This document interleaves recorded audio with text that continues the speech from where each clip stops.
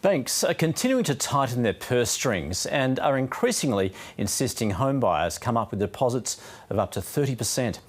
Data obtained by the ABC shows the suburbs that lenders deem the most risky across Australia, a so-called blacklist of areas where borrowers are considered to be more of a liability. Julia Hewitt planned to use her investment property in Perth's east to fund her retirement. But since the banks have tightened credit, she can no longer afford her repayments. So the property that I'm having to sell is 6 k's from the city. Her problems started when she came to refinance. The banks refused to extend her interest-only loan, meaning she also had to start making principal payments, adding $900 to her monthly bill. Always been able to just roll over my interest-only term. And now they've said you can't do that anymore. For some borrowers, their monthly repayments will almost double as $120 billion worth of loans convert from interest only to principal and interest.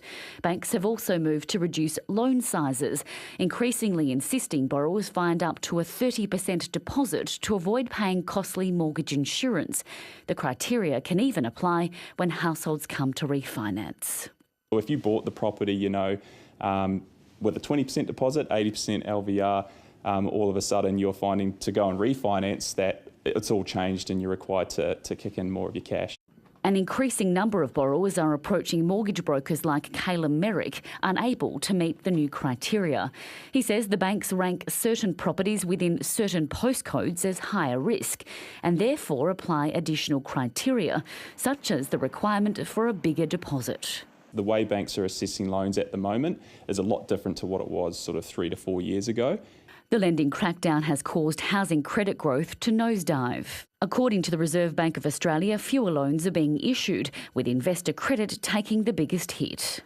The ABC contacted the major banks for comment. All said they had responsible lending practices and took a range of factors into consideration when approving a loan, including the type and location of a property and the borrower's living expenses.